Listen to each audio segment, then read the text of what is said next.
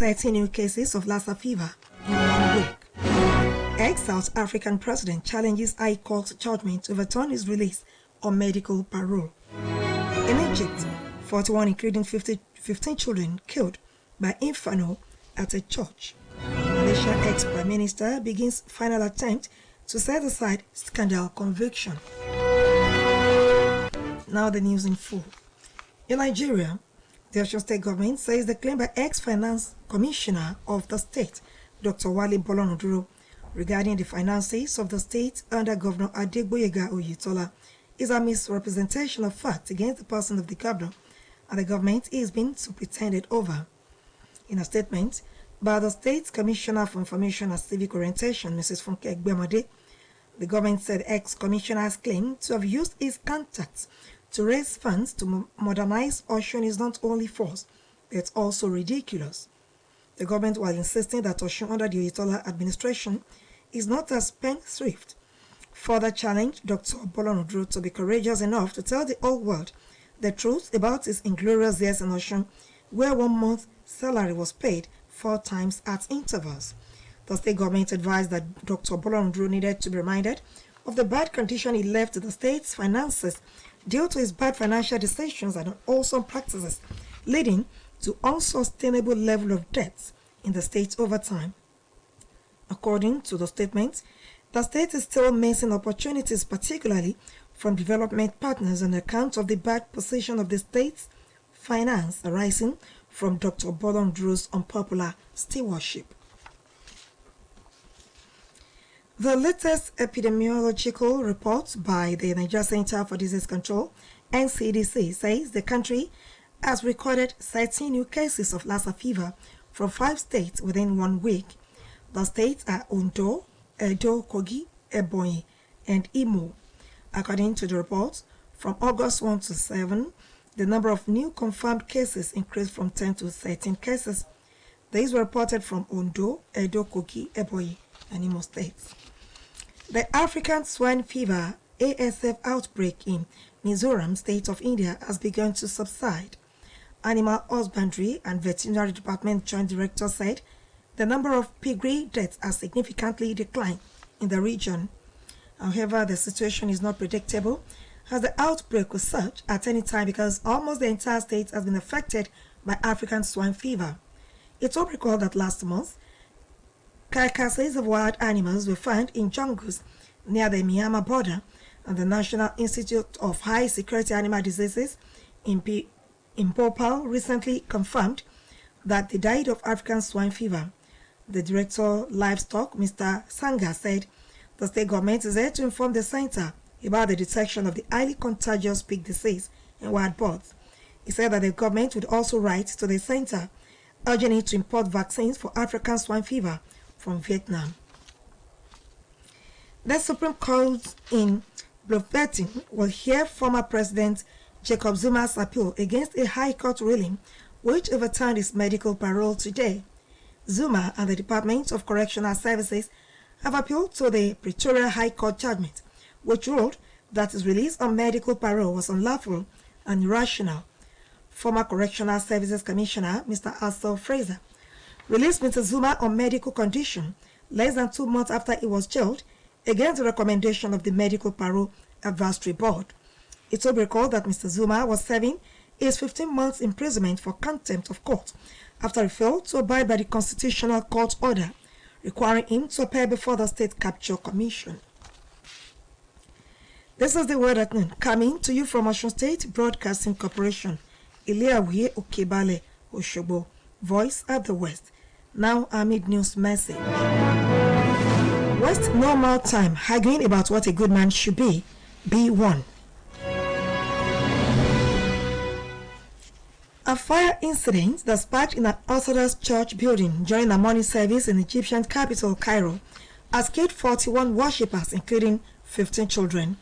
Information has it that the smoke from the early morning inferno led to stampeding, which eventually led to the high casualty. Reports say several trapped congregants jumped from upper floors of the church while trying to escape the intense flames.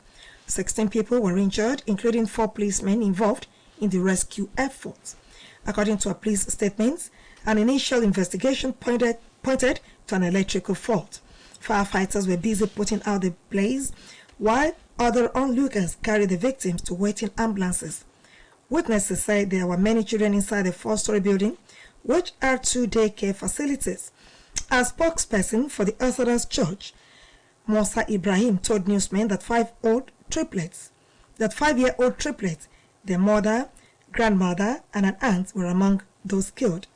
Witness said a church worker managed to get some children out of the church daycare facilities. No fewer than 3 people were reportedly killed and 6 others injured in an explosion at a shopping mall in the Armenian capital, Yerevan. The mall is located outside the city center. Information has it that the massive blast may likely caused by improperly stored fireworks that ignited. About 25 people were still missing, while rescue workers say there could still be people under the rubble. Reports has it that several buildings were damaged as the blaze created a large cloud of smoke that spread over the city. Malaysian former Prime Minister Mr. Najib Razak has commenced his final attempt to set aside his conviction in a corruption case linked to the multi-billion-dollar financial scandal. The country's highest court has scheduled hearings for next week Friday to hear Mr. Najib's appeal of his convictions for criminal breach of trust, abuse of power, and money laundering over the alleged theft of $4.5 billion from Malaysia. At least 6 countries have launched investigations into multi-billion-dollar financial scandal that has implicated high-level officials and major financial institutions. Prosecutors say more than $1 billion in multi-billion-dollar financial scandal made its way into Najib's personal accounts. The 69-year-old Mr. Najib, who was pleaded not guilty to the charges, was sentenced in July 2020 in the first of several trials to 12 years in jail and a $50 million fine for illegally receiving about $10 million from a multi-billion-dollar financial scandal unit. The conviction was upheld by an appeal court last year. In addition to appealing that verdict, Mr. Najib is asking the federal court to introduce fresh evidence to nullify the trial, accusing the trial judge of a conflict of interest. Documents filed ahead of today's hearing. Mr. Najib was voted out in 2018, has been free on bail pending the appeal. According to a prosecutor, if the verdict is upheld, it will likely begin his sentence immediately. And here again are the highlights of the world at noon. The latest epidemiological report by the Nigeria Center for Disease Control (NCDC) said the country has recorded 13 new cases of Lassa fever from 5 states within 1 week. The Supreme Court of Appeal in Bloemfontein will hear former President Jacob Zuma's appeal against the High Court ruling, which overturned his medical parole today. At a packed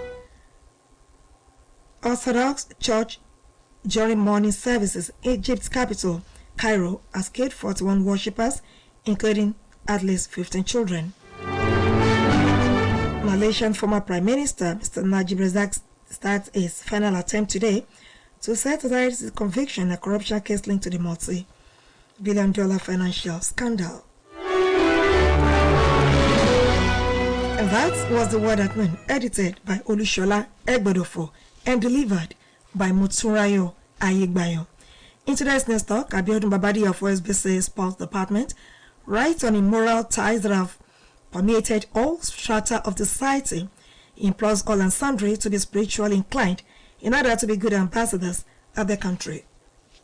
There is hardly any city in the country that is not facing immorality challenge. The way some old and young ones are behaving in the society of today is worrisome. What is therefore immorality? The Advanced English Dictionary defined immoral as behavior not considered to be good or honest by some. No doubt the bad habits among so-called leaders and the led have generated a lot of concern and alarming to the citizenry, religious institution of learning, and even each household. One will wonder what becomes of the society tomorrow with the caliber of youths of this generation that have trained themselves with immoral heart. All categories of age, both old and young, are guilty of internet fraud, rape, armed robbery, indecent dressing, kidnapping, thuggery, prostitution, lying, drunkenness, fading values, among other criminal acts. Newstalk identified the cause and effect as well as solution to acts of immorality in the society to be majorly poor parental care, peer group, influence, spiritual and psychological problem, among others. It may be stressed that reading, digesting and studying of holy books, that is guiding humanity and behavior, are capable of eradicating the numerous immoral acts prevailed in the society. It is the belief that individuals deep in the words of God and faith going astray, the word of holy books, could correct their flesh. Newstalk is of the opinion that the holy books are capable of giving human being great and loving thought, as well as makes man heart abstains from wrong act. It is pertinent to say that immorality have negative effect on individuals and society at large. Newstalk recommend studying,